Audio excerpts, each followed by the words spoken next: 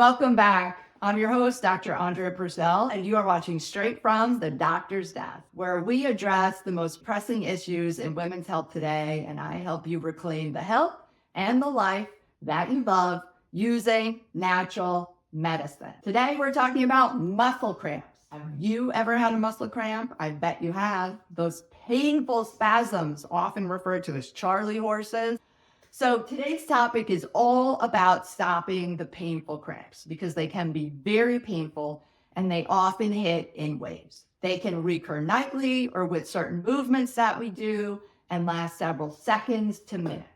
Recently, I had a woman reach out to me because her muscle cramps were so bad at night that she just could not sleep. And we all know what happens when we're not sleeping well. Those wheels fall off the bus of our life.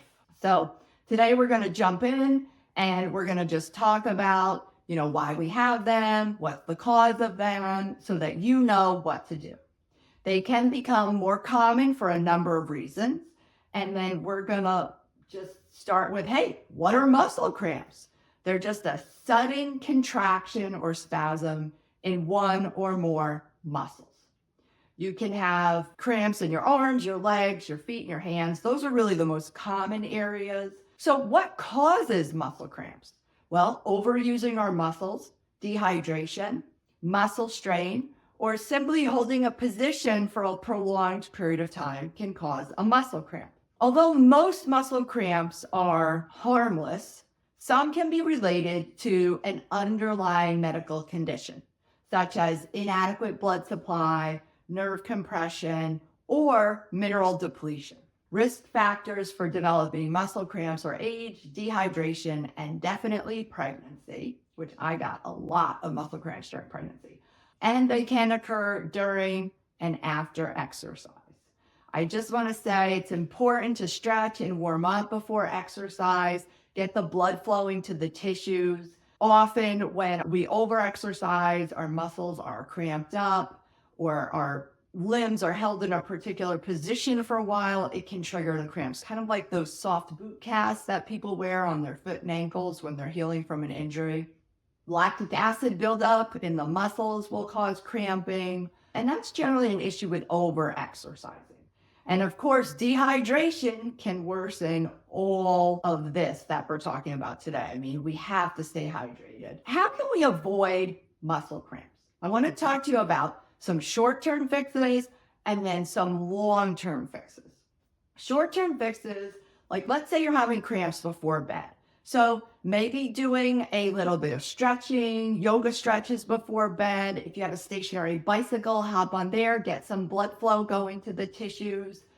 I would say stretching is very important.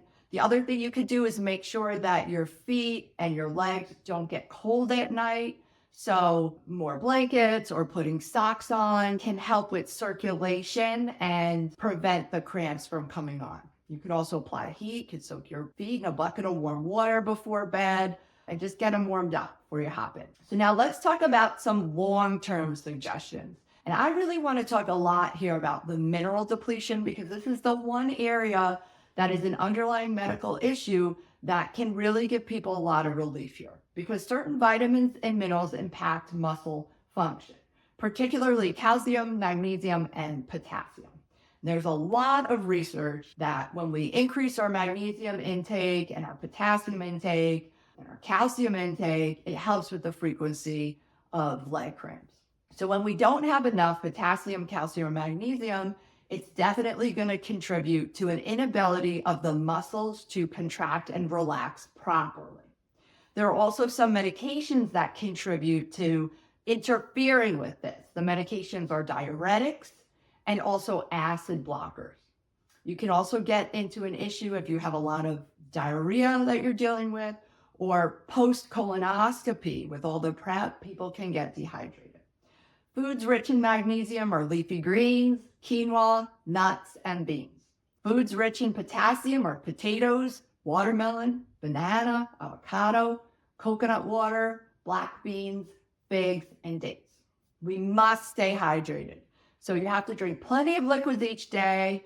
Coffee, tea, soda are dehydrating. They're going to pull minerals from your body. So we don't want to drink very much of those. We do need fluid influx and outflux of our cells to help our muscles contract and relax.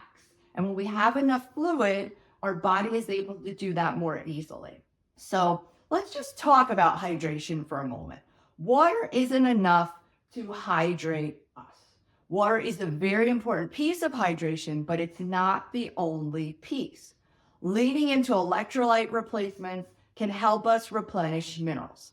So a great healthy choice for this is coconut water. Coconut water has lots of potassium in it, and it just helps the fluid transfer from one cell to the other. So drinking 12 ounces of coconut water each day is great for providing minerals necessary for good hydration. The average person should be drinking somewhere between 50 to 64 ounces of clean filtered water each day. Be aware of over drinking water. If you drink more than a gallon a day, you can dilute your fluids so much that you lose the proper mineral salt balance. So just getting really in that sweet spot and sticking with it day after day really is the recipe for success. I have a healthy hydration drink you can make at home today. I just want to share with you. It could be lemonade or limeade, but you do the juice of either 3 whole lemons or limes, 3 tablespoons of maple syrup, and 1/3 of a teaspoon of sea salt. You mix it with 6 cups of water, you let it all dissolve, and that is your hydration drink. So I hope you learned something to help yourself today or someone that you love. Stop by again for another segment of Straight from the Doctor's Desk, and be sure to visit me on the web at www.drandreapurcell.com. Ciao for now.